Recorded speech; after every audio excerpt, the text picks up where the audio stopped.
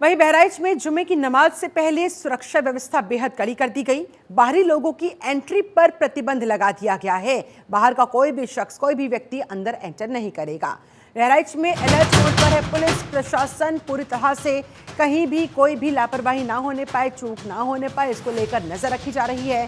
सुरक्षा में आरएएफ की टीमें भी तैनात की गई है। बहराइच एनकाउंटर के बाद आज जुमे की पहली नमाज है। ऐसे में माहौल खराब ना होने पाए, माहौल में साजिश के तहत कोई आग लगाने की कोशिश ना करने पाए, लॉ एंड ऑर्डर को चैलेंज ना कोई करे, इसी के मद्देनजर चप्पे चप्पे पर पुलिस बल की नजरें बनी हुई है, निगरानी रखे हुए हैं पुलिस की टीम। और यूपी के बहराइच हिंसा के बाद प्रशासन ने सुरक्षा काफी कड़ी कर दी है। आज जुमे की नमाज है। इस बहराइच हिंसा के बाद पहला जुमा आज पढ़ रहा है, जुमे की नमाज आज पढ़ रही है। ऐसे में इसको देखते हुए बहराइच में बाहरी लोगों के प्रवेश पर भी रोक लगा दी गई है, ताकि बाहर से आकर कोई यहां माहौल खराब करने का प्रयास ना करे। पुलिस प्रशासन पूरी तरह से अलर्ट मोड में है। तस्वीरें आप देख सकते हैं, जगह जगह पुलिस की टीम की तरफ से पेट्रोलिंग की जा रही है। वहां पर चप्पे चप्पे पर नजर रखी जा रही है, ताकि जुमे की नमाज आज अदा की जानी है। इस हंगामा ना हो, कोई साजिश के तहत माहौल खराब करने का प्रयास ना करें। बहराइच में 13 अक्टूबर का दिन यानी महाराजगंज में जिस तरीके से मोटी विसर्जन को लेकर माहौल खराब हुआ, यानी एक व्यक्ति की मौत हुई और लगातार शहर के अंदर लगातार आक्रोश को मिला, काम आगजनी की घटनाएं निकल कर सामने आई। वहीं बहराइच पुलिस अधीक्षक लगातार खुद मौके पर मौजूद रही। वहीं उत्तर प्रदेश के मुख्यमंत्री ने खुद संज्ञान लिया, यानी कहा गया था कि जो आरोपी है उसको बख्शा नहीं जाएगा। यानी जिस तरीके से बहराइच पुलिस अधीक्षक की तरफ से लगातार जो कार्रवाई थी वो देखने को मिली। तकरीबन 50 से ज्यादा लोगों को गिरफ्तार किया गया। बहराइच की प्रशासन की तरफ से लगातार जो सुरक्षा के इंतजाम है वो पुख्ता कर दिए गए। तमाम शहर के अलग अलग इलाकों में सुरक्षा के पुख्ता इंतजाम किए गए, यानी किसी भी तरह से जो माहौल बहराइच का है लगातार जिस तरीके से आरएएफ, पीएससी बल और बहराइच यानी उत्तर प्रदेश पुलिस लगातार तो कहीं ना कहीं बहराइच के शहर के तमाम इलाकों में जो है तैनात भी कर दिए गए हैं। बहराइच से जनधन टीवी के लिए रिजवान खान। ज्यादा जानकारी के साथ रिजवान खान हमारे साथ, हमारे संवाददाता लाइव कनेक्ट हो गए हैं। रिजवान, बहराइच हिंसा के बाद माहौल जिस तरह से तनावपूर्ण हुआ, जिस तरह से हिंसा भड़की, जिस तरह से एक शख्स की मौत हुई और उसके बाद फिर एनकाउंटर का वो सिलसिला जो देखने को मिला, अब फिलहाल आज पहला जुमा पड़ रहा है, जुमे की नमाज आज अदा की जाएगी। इसके मद्देनजर वहां पर कितनी टाइट सिक्योरिटी देखने को मिल रही है? क्या अतिरिक्त व्यवस्थाएं वहां पर, ताकि माहौल खराब ना होने पाए?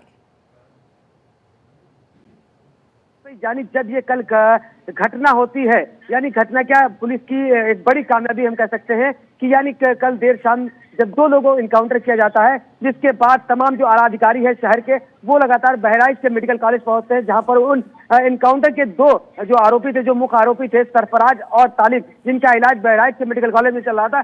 मौके पर तमाम जो आला अधिकारी है वो पहुंचे हैं, वहां पर जायजा दिया है। लेकिन जिसके बाद शहर के अंदर जो स्थिति थी उसका जायजा लेने के लिए जिला अधिकारी मोनिका रानी, पुलिस अधीक्षक वृंदा शुक्ला दल बल के साथ में यानी नानपारा इलाके में जहां पर इनकाउंटर की घटना को अंजाम दिया गया, वहां उस इलाके में तमाम दल बल के साथ में आला अधिकारी जो है वहां पर जो है रूट मार्च भी किया। तमाम लोगों को एहसास दिलाने का काम किया कि सुरक्षा व्यवस्था के कड़े जो है पुख्ता इंतजाम किए गए। लेकिन कल देर शाम से ही लगातार बहराइच की आवाम को लगातार ये भी मैसेज दिया जा रहा था कि आप अफवाहों में न रहे और सौराज कहीं के जो है व्यवहार जो बना के रखे। तो जिस तरीके से लगातार बहराइच शहर में तमाम इलाकों में सुरक्षा के कड़े इंतजाम किए गए हैं, यानी आरआर की टीम लगाई गई है, पीएससी बल के जो है जवान तैनात किए गए, पुलिस बल के जवान तैनात किए गए। साथ ही साथ जिस जगह पर जो घटना हुई मासी महाराजगंज में, वहां पर दूसरे लोगों की एंट्री जो है बंद कर दी गई। यानी जिस तरीके से हम बात करें हिंसा का, ये पहला हिंसा के बाद ये पहला जुआ पड़ रहा है, जिसके बाद कहीं ना कहीं ये भी ताकि बाहर से कोई सामाजिक तत्व एंटर ना करने पाए, आग लगाने की साजिश ऐसी कोशिश ना करने पाए। ऐसे में रिजवान ये बताए जरा, 5 आरोपियों को पकड़ लिया गया था, क्या आरोपियों के पकड़े जाने की संख्या और बढ़ी है? पुलिस का क्या कहना है? क्या अभी और भी आरोपियों को तलाशा जा रहा है या यही थे सिर्फ? देखिए, जिस तरीके से कहा गया था कि कल 2 जो इनकाउंटर हुए उसके बाद 5 आरोपियों को गिरफ्तार भी किया गया था, लेकिन अभी उनका नाम सामने नहीं आया है, क्योंकि यानी अभी तक 5 ही जो आरोपी हैं उनको गिरफ्तार किया गया, छठा आरोपी अभी गिरफ्तार नहीं हुआ है। क्योंकि जिस तरीके से लगातार यानी जो बहराइच का जो व्यवहार है, यानी हम कह सकते हैं जो जिस तरीके से माहौल बिगाड़ने का प्रयास किया गया, वो फिर से माहौल खराब ना हो सके, जिसको लेकर आज जुमे की नमाज को लेकर के तमाम बहराइच के आला अधिकारियों की तरफ से, आला अफसरान की तरफ से जो सुरक्षा के पुख्ता इंतजाम किए गए। यानी महाराजगंज में इलाकों में जहां पर ये घटना घटित हुई, वहां पर बैरिकेडिंग लगा दी गई है, तमाम लोगों की वहां पर चेकिंग की जा रही है। यानी आरआरएफ की टीम तमाम शहर के तमाम इलाकों में जो है तैनात किए गए। एक तरफ पुलिस के सामने चुनौती है छठे आरोपी को पकड़ने की, दूसरी तरफ पुलिस के सामने चुनौती है माहौल को यहाँ पर संभालने की। ऐसे में ये बताए छठे आरोपी के बारे में क्या कुछ और डिटेल पुलिस की तरफ से दी गई है? क्या जो मुख्य आरोपी अब्दुल हमीद है उसी के परिवार का है वो, उसके अड़ोस पड़ोस का है वो, कौन है वो?